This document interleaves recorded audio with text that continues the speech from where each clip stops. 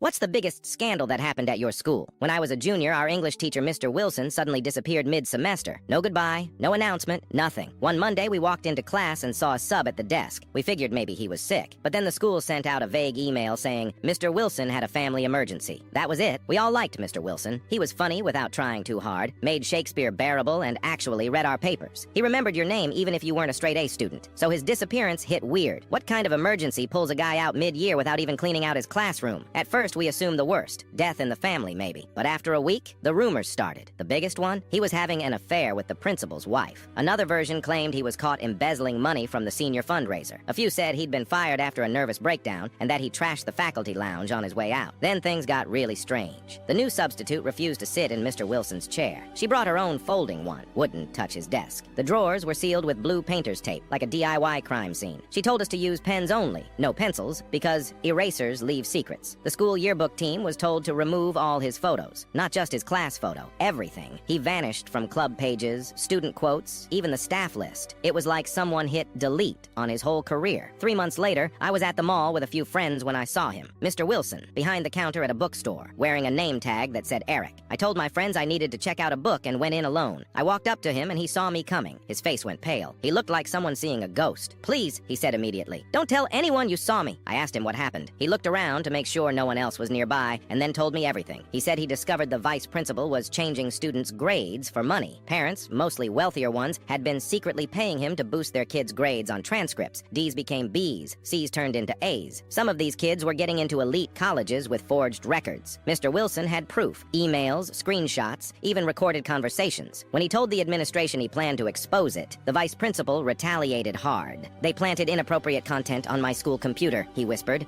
They said if I didn't leave quietly, I'd be arrested. It'd be my word against theirs, and they had already started the rumors. They gave me a choice, walk away or lose everything. He said he packed up that night, didn't even go home, left town for good. A few weeks after that, the truth finally came out. Another teacher, someone from the tech department, found backup files with the altered transcripts. When they dug deeper, everything unraveled. The vice principal was arrested and later sentenced to time in prison for fraud, tampering with educational records, and obstruction of justice. A couple of the parents were fined. Some colleges pulled admissions offers. The school tried to spin it as an isolated administrative breach. But Mr. Wilson never came back. They cleared his name internally, but the damage was already done. No press release, no apology, just silence. His reputation was wrecked. Too many people believed the first rumors. I went back to the bookstore a few weeks later. He was gone. They said he stopped showing up, left no contact info. To this day, there's still a faint outline on the classroom door where they scraped off his nameplate.